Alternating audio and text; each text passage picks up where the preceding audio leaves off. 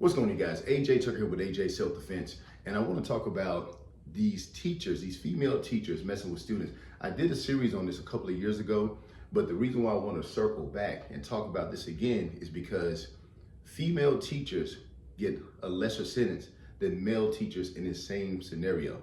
So if you check out the Crime and Law channel, there's a couple of situations where a 43-year-old woman, she was messing with a 13-year-old boy. She was a special eds teacher, and she did that. And her sentence is not going to be bad.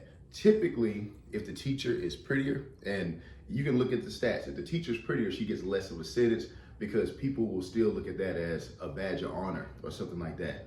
Also, boys act differently. We take things in, we tend to hold things in, and we express ourselves a little differently. So whenever these cases come about and these kids have to take a stand, the jury is waiting for somebody to cry, for somebody to break down in the courts, and they get a lesser sentence because boys just don't do that. So keep in mind, whenever boys are up on the stand for these cases, and girls, but they've already told this story over and over again to detectives.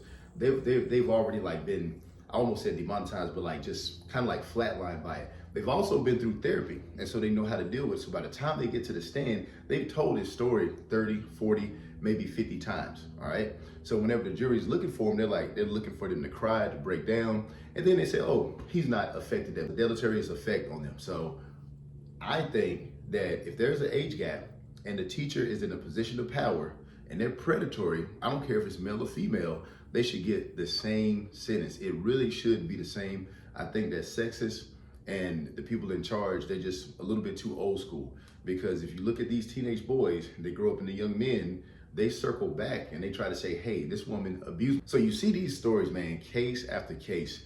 One thing you want to do is check your kids' phones.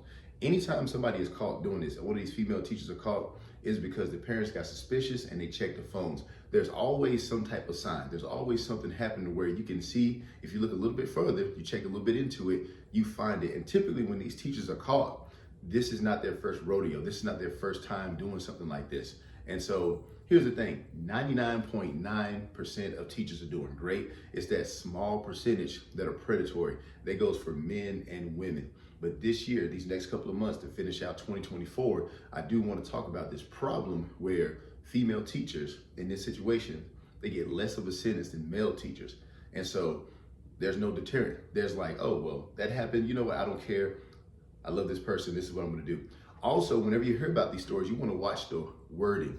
If a male teacher does this to a female teacher, they call it grape. I have to say grape or I get shadow banned. But if a female teacher is doing this to a student, they talk about it as an affair or a fling. They automatically soften the blow.